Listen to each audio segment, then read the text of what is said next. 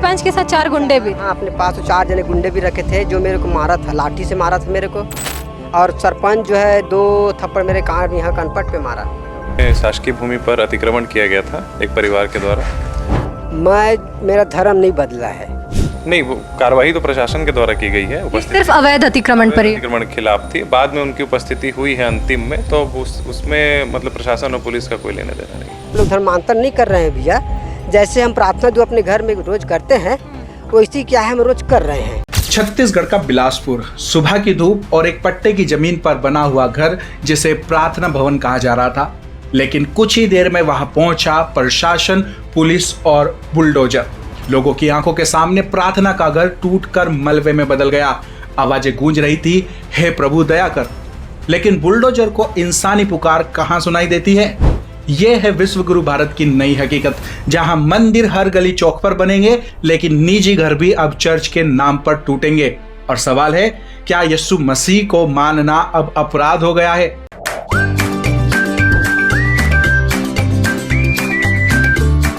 WTL जो कि एक इंडिपेंडेंट मसीह मीडिया है, जहां पर आप मसीह न्यूज, बाइबल सवाल जवाब और संडे सर्विस से जुड़ सकते हैं।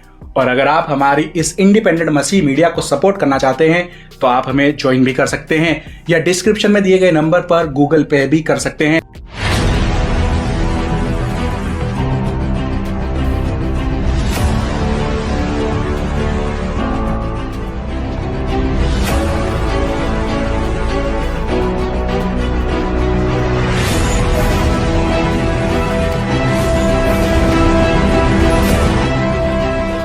छत्तीसगढ़ के बिलासपुर जिले के सकरी थाना क्षेत्र के भरनी गांव में यह कार्यवाही सोमवार 18 अगस्त 2025 को हुई।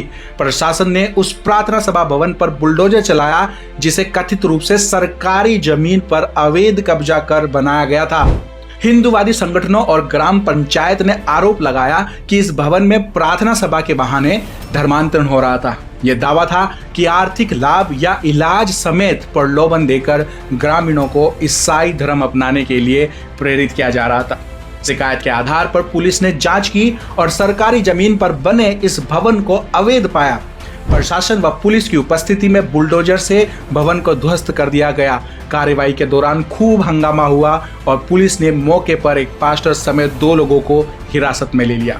जिस परिवार का घर था वह मसीह विश्वासी हैं। उन्होंने कहा कि ये चर्च नहीं घर है और वे पहले से ही इसी घर में प्रार्थना करते आ रहे थे, क्योंकि गांव में कोई चर्च नहीं है तो प्रार्थना करने कहाँ जाएंगे, अपने घर पर ही करेंगे ना। उन्होंने कार्रवाई को अन्यायपूर्ण कहा और बताया है कि इस जगह पर जितने भी घर हैं वो सब पट्टे की जमीन पर बने हुए घर हैं, तो सिर्फ उन्हीं का घर क्यों बुलडोजर से ढाया गया? अगर घर अवैध कब्जे के हैं तो सभी घर अवैध हुए, तो बुलडोजर भी सभी घरों पर एक साथ चलना चाहिए था, सिर्फ अकेले इसी घर पर क्यों? प्रशासन ने दावा किया कि जिस भवन को बुलडोजर से गिराया गया वह कथित तौर पर सरकारी जमीन पर अवैध कब्जे में बनाया गया एक प्रार्थना स्थल है और इसीलिए उसे हटाया गया है। वे कहते हैं कि अन्य घरों के मामले में कार्रवाई की जा सकती है अगर कोई उनकी शिकायत दर्ज करवाए तो। प्रशासन का यह भी कहना है कि हर अवैध निर्माण पर कार्रवाई की जाएगी, लेकिन फिलहाल इस मामले में हिंदू संगठनों और ग्राम पंचायत की शिकायत के बाद इसे प्राथमिकता दी गई है। कुछ रिपोर्टर्स ने जब ये पूछा कि इस मकान को बुलडोजर से गिराए जाने से पहले सिर्फ 7 दिन का नोटिस दिया गया था, 7 दिन में तो कोर्ट से स्टे ले पाना मुश्किल होता है, कम से कम 30 दिन का नोटिस दिया जाना चाहिए था। फिर प्रशासन की ओर से यह कहा गया कि ये सरकारी जमीन पर किसी भी अवैध कब्जे को बर्दाश्त नहीं करेंगे। देख रहे हैं आप, उस जगह पर सभी घर अवैध हैं, पर सिर्फ एक ही घर तोड़ा गया है और बाकी नहीं, और ना ही कभी तोड़े जाएंगे, ये सब जानते हैं। क्योंकि कुछ दिन पहले ही बजरंग दल के लोगों ने इस घर में घुसकर धमकी दी थी कि अगर तुमने प्रार्थना करना बंद नहीं किया तो तुम्हारे घर को हम तुड़वा देंगे। कई मीडिया रिपोर्ट्स, NDTV और द लेंस ने यह बताया है कि हिंदू संगठनों ने पहले से ही इस घर प्रार्थना भवन का विरोध किया था और इसे धर्मांतरण का अड्डा बताया था। स्थानीय लोगों और परिजनों का आरोप है कि बजरंग दल के कार्यकर्ताओं ने घर में घुसकर धमकी दी थी, यानी इस घर को तोड़ने की चेतावनी पहले ही दे दी गई थी और अब प्रशासन ने बुलडोजर चलाकर ठीक वैसा ही किया है। 1 महीने पहले ही अवैध धर्मांतरण जो हो रहा था, छोटे छोटे बच्चों का, महिलाओं का और यहाँ ग्राम वासियों का जो धर्मांतरण हो रहा था, जिसको गांव वालों के द्वारा पकड़ा गया था, और उसी के कार्रवाई के तहत उस दिन हमारे गाँव वासियों ने बोला था कि जहाँ धर्मांतरण हो रहा है उस जगह को मिट्टी में मिला देंगे। तो ये साफ है कि छत्तीसगढ़ में हिंदू संगठन, प्रशासन और वहां की सरकारें मिलकर ये काम कर रही हैं, क्योंकि इससे पहले भी छत्तीसगढ़ में चर्च के नाम पर बुलडोजर चलाकर घरों को तोड़ा जा चुका है। अंबिकापुर सूरत गुजा 2024 में सरकारी जमीन पर बिना अनुमति चर्च का निर्माण था, जिसके लिए पहले नोटिस जारी किया गया और फिर बुलडोजर से ध्वस्तीकरण कर दिया गया। प्रशासन ने सरकारी जमीन पर बने अवैध निर्माण का हवाला देकर बुलडोजर चला दिया। रायगढ़ जनवरी 2024 में अवैध अतिक्रमण का आरोप लगाकर चर्च को बुलडोजर से ध्वस्त किया। स्थानीय नेताओं ने धमकी के बाद इस कार्रवाई को अंजाम दिया था। ऐसे ही बस्तर लोहारदीगुड़ा मार्च 2013 में दिव्य ज्योति चर्च नामक भवन को अवैध निर्माण बताया गया। प्रशासन ने कार्रवाई की और बुलडोजर चला दिया। नई दिल्ली 2021 में भी ग्राम सभा की जमीन पर बने एक चर्च को प्रशासन ने बुलडोजर से ध्वस्त किया। चर्च पक्ष ने कार्रवाई को अन्यायपूर्ण बताया था और नोटिस न मिलने का भी आरोप लगाया था।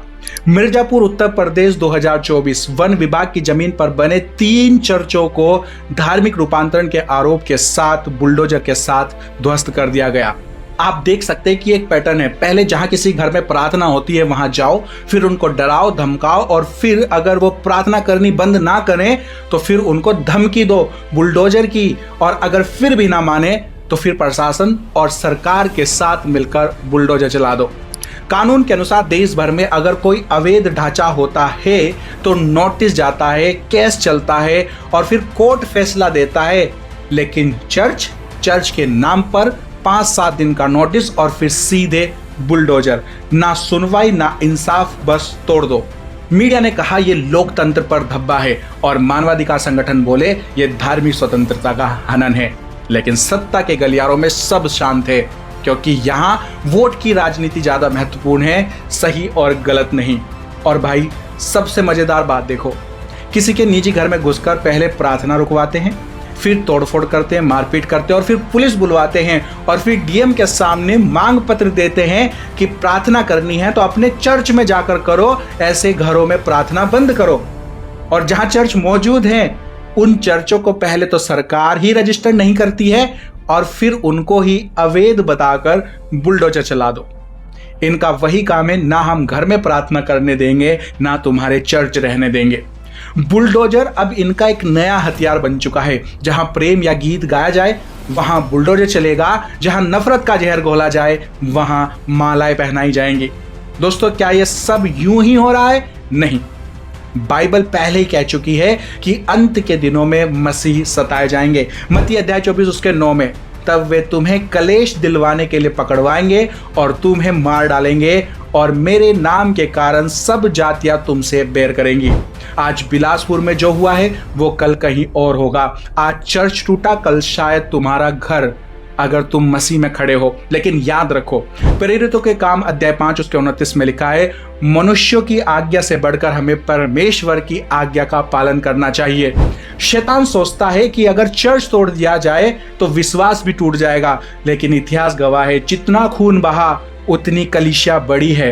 रोमी साम्राज्य ने सोचा था कि मसीह धर्म खत्म कर देंगे, लेकिन आज रोम में सबसे बड़ा चर्च खड़ा है और रोम ही खत्म हो गए हैं। तो बुलडोजर सिर्फ दीवारें गिरा सकता है पर मसीह की नींव को नहीं। दोस्तों, सवाल आज आपसे भी है, क्या तुम चुप रहोगे जब प्रार्थना का घर तोड़ा जा रहा है? क्या तुम सिर्फ तमाशा देखोगे जब बाइबल में आग लगाई जा रही है? आज जरूरत है आवाज उठाने की, ना हिंसा से बल्कि सत्य और प्रेम से, ना नफरत से बल्कि यीशु की गवाही से। आपको चाहिए अपने अपने लेवल पर आप पोस्ट करें, इस तरह की वीडियोस को सपोर्ट करें, कमेंट में अपने विश्वास को शेयर करें, क्योंकि जब आपके विश्वास की आवाज बुलंद होगी तब ही ये अन्याय दुनिया के सामने एक्सपोज होगा और ऐसे लोग शर्मिंदा होंगे। चेलों के विश्वास और प्रचार को देख करके या तो विरोधी वहां से गायब हो जाते थे या फिर वो खुद भी मसीह बन जाते थे। आप अगर निडरता से अपने विश्वास में खड़े रहे तो ये विरोधी भी ऐसे ही गायब हो जाएंगे या फिर खुद मसीह हो जाएंगे। और याद रखो, असली न्याय एक दिन आएगा और उस दिन परमेश्वर के सिंहासन पर फैसला होगा, ना किसी मुख्यमंत्री का, ना किसी कलेक्टर का, बल्कि सिर्फ यीशु मसीह का। तो चलो, बुलडोजर चाहे दीवारें गिरा दे पर हम अपने दिल के मंदिर को और अधिक मजबूत बनाएंगे और कहें मेरा जीवन मसीह है और मृत्यु मसीह में लाभ। फिलिपियो अध्याय उसका 21। इस वीडियो को लाइक करें और ज़्यादा से ज़्यादा लोगों तक इसको शेयर करें ताकि हर एक तक ये जानकारी पहुंच सके। अपनी आवाज़ की इस वीडियो को वायरल करोगे तभी आपकी बात बुद्धिजीवों तक पहुंचेगी और अन्याय करने वाले दुनिया के सामने एक्सपोज हो जाएंगे। जब चेलों को सताया जाता था तो वो लेटर्स लिखते थे। जेलों के अंदर से भी अपनी आवाज़ को लोगों और राजाओं तक पहुंचाते थे। अपनी कलीसिया तक अपने विश्वास को शेयर करते रहते थे और बाकी विश्वासी निरंतर प्रार्थना उपवास में लगे रहते थे ताकि शैतान की शक्तियों को प्रार्थना उपवास और प्रचार से हराया जा सके। चलिए फिर मिलते हैं हमारी नेक्स्ट वीडियो में। तब तक के लिए थैंक यू। मैं God bless you and your family. Stay tuned, stay blessed. एक और बात जो मैं आपके साथ शेयर करना चाहता हूं कि हमारे जैसे चैनल्स पर YouTube एड्स का रिवेन्यू लिमिटेड कर देता है। मतलब कि एड से कोई भी खास इनकम नहीं होती है, इतनी भी नहीं कि एक्सपेंसेस भी निकाले जा सकें, और स्पॉन्सर्स हम जैसे चैनल्स को मिलते नहीं हैं। तो अगर आप चाहते हैं कि हम इसी तरह से वीडियोस को रेगुलर बना सकें और अपनी इस सेविकाई को ईमानदारी से कर पाएं तो हमें आप मसीह भाई बहनों की सपोर्ट की जरूरत है। अगर आप हमारे इस इंडिपेंडेंट मसीह मीडिया को सपोर्ट करना चाहते हैं तो आप हमें ज्वाइन भी कर सकते हैं या डिस्क्रिप्शन में दिए गए नंबर पर गूगल पे भी कर सकते हैं। Thank you. मैं God bless you and your family. तो चलिए फिर मिलते हैं हमारी नेक्स्ट वीडियो में। Stay tuned, stay blessed.